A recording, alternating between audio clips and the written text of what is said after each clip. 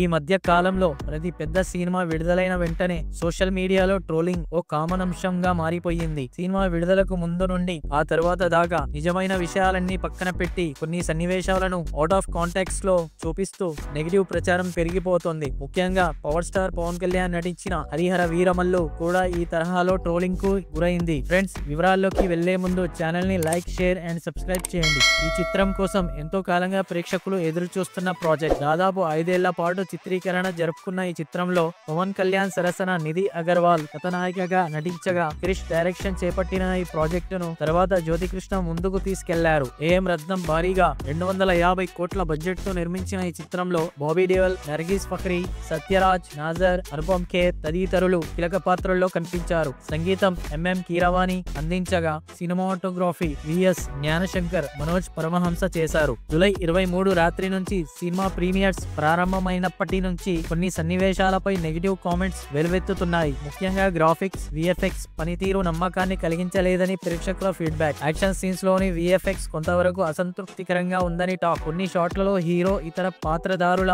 Point of వ్యూలు అసమంజసంగా ఉండడంపై social మీడియాలో trolling కి పొందుకుంది. ఇందుకు తోడు సినిమా కీలకమైన సెకండ్ హాఫ్ లోని విజువల్స్ అంచనాలకు తగ్గట్టుగా లేకపోవడంతో పవన్ అభిమానుల్లో కొత్త నిరాశ వ్యక్తమవుతోంది. ఈ నేపథ్యంలో చిత్ర యూనిట్ మొత్తం గ్రాఫిక్స్ వర్క్ ను పునః పరిశీలించి కొన్ని ముఖ్య సీన్లను రీ-ఎడిట్ చేయాలని నిర్ణయించినట్లు సమాచారం. థియేటర్లలో ప్రస్తుత వర్షన్ నడుస్తూనే కొత్తగా ఎడిట్ చేసిన వర్షన్ ను త్వరలో విడుదల చేయాలని భావిస్తున్నారు. ఇలా చేయడం ద్వారా ప్రేక్షకుల అనుభూతిని మెరుగుపరచడంతో పాటు ట్రోలింగ్ కు బ్రేక్ వేయాలనేదే చిత్ర బృంద ఉద్దేశం. ప్రస్తుతం ట్రెండింగ్ లో ఉన్న నెగిటివ్ ప్రచారాన్ని పోగొట్టేందుకు ఇది ఓ గొప్ప నిర్ణయం అని చెప్పొచ్చు. ఫ్రెండ్స్, మీ అభిప్రాయాలు కామెంట్ లో తెలపండి. మరిన్ని వీడియోస్ అండ్ అప్డేట్స్ కోసం ఛానల్ ని సబ్స్క్రైబ్ చేయండి.